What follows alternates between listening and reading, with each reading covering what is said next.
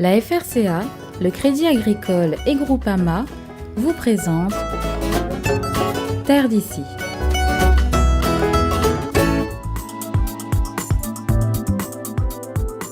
C'est une action qui s'inscrit dans le cadre du suivi de la Charte agricole de Saint-Joseph.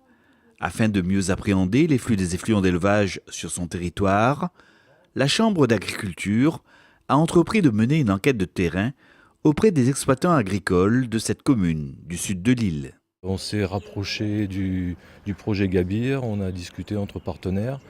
On a réussi à coller un petit peu à titre expérimental la commune de Saint-Joseph au projet Gabir. Et comme on avait besoin d'aller sur le terrain pour enquêter les éleveurs et les consommateurs de biomasse, de matière organique, on s'est rapproché du lycée agricole de Saint-Joseph.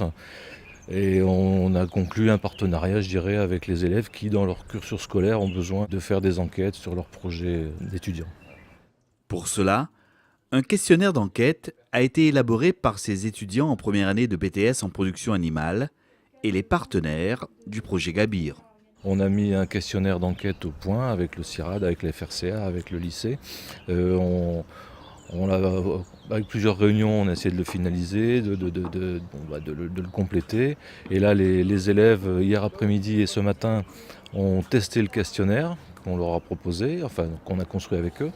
Et donc cet après-midi, on a eu un peu réponse à leur première réaction vis-à-vis de ces tests, vis-à-vis de ce questionnaire, ce qu'ils en pensaient. Vous avez vu, on a un petit peu rectifié, rajouté, supprimé des questions afin qu'il soit plus pratique pour eux dans le cadre de leurs enquêtes. Par cette enquête de terrain qu'ils vont mener durant 3 semaines, ces étudiants du lycée agricole de Saint-Joseph participent activement au développement du projet Gabir, un programme d'envergure dont l'objectif à terme est la mise en œuvre d'une gestion agricole des biomasses à l'échelle de l'île de la Réunion. Gabir, c'est financé par le ministère de l'Agriculture et en fait, on est censé être au service des agriculteurs dans ce projet-là. Donc la partie s'impliquer avec les futurs agriculteurs et futurs techniciens d'agriculture, c'est important. Voilà, donc on attache beaucoup d'importance à échanger avec le lycée de Saint-Joseph et c'est vraiment un grand privilège de pouvoir échanger avec ces jeunes-là. Ils viennent du milieu agricole, donc ils connaissent déjà beaucoup de choses, donc ils nous aident à construire nos hypothèses, être plus justes et répondre mieux aux questions des agriculteurs déjà.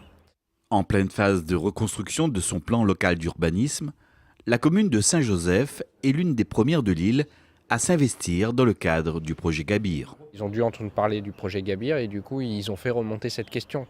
Comment, face à la montée de l'urbanisme qui contraint beaucoup l'agriculture et qui réduit l'espace pour l'élevage et pour l'agriculture, où est-ce qu'on va autoriser la construction de maisons et où est-ce qu'au contraire on va défendre l'agriculture, l'élevage et préserver les plans d'épandage des agriculteurs.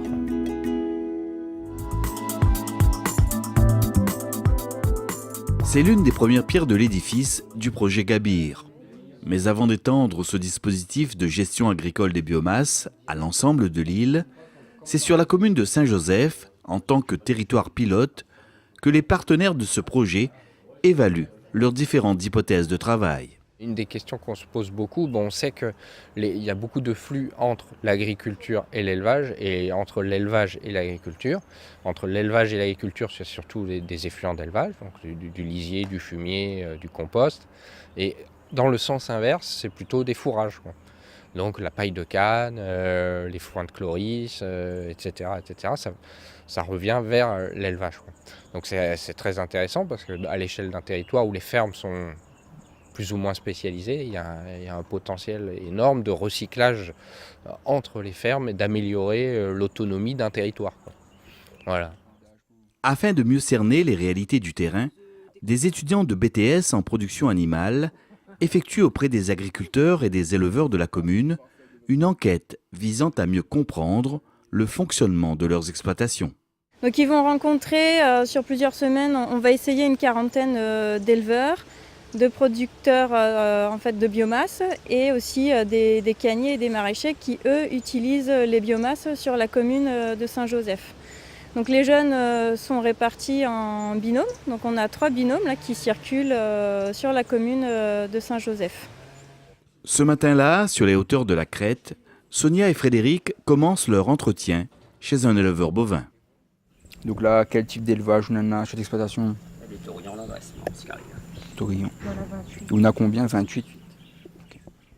Le questionnaire a été élaboré avec les jeunes et l'ensemble des partenaires. Et donc les jeunes ont pu le tester aussi avant de partir sur le terrain. Et là, l'objectif, donc, c'est de pouvoir déterminer comment ces biomasses en fait, produites sur la commune sont valorisées par les éleveurs et aussi par les consommateurs que peuvent être les cagniers et les maraîchers. En fait, c'est une étude qui sera menée sur le territoire de Saint-Joseph et qui va nous permettre de voir comment les éleveurs gèrent leur exploitation, gèrent leur effluent d'élevage, et tout ça sur la commune de Saint-Joseph spécifiquement. On essaie de prendre sur soi-même pour appeler les agriculteurs et discuter avec eux et de trouver des solutions aussi pour eux ensuite. À l'autre bout de la commune, à la plaine des Grègues, leurs camarades Ivan et Anthony sont chez Guy Béouaro, un agriculteur spécialisé dans le curcuma. Et comment il est devenu agriculteur? Moi, puis, mon papa il faisait avant, moi j'étais aide familiale, et après moi j'ai repris l'exploitation en 97. Lui il faisait un peu de la canne, un peu de maraîchage, un peu de tout. Et moi spécialisé dans le curcuma, la route, et très peu de maraîchage. Les informations serviront au projet Gabir et puis à nous aussi, parce que c'est nous qui allons traiter ces informations et voilà. Suite à leur enquête, suite à leur analyse, ils devront présenter ça devant un jury. Donc il sera composé en fait des différents partenaires. Et donc là on pourra leur mettre leurs notes, mais surtout ils devront aussi faire une restitution auprès de tous les éleveurs, maraîchers, cagniers qu'ils auront enquêtés. Et je dirais que ça sera encore une autre facette et aussi un travail très important et pour eux aussi apprendre à synthétiser et à présenter le travail réalisé.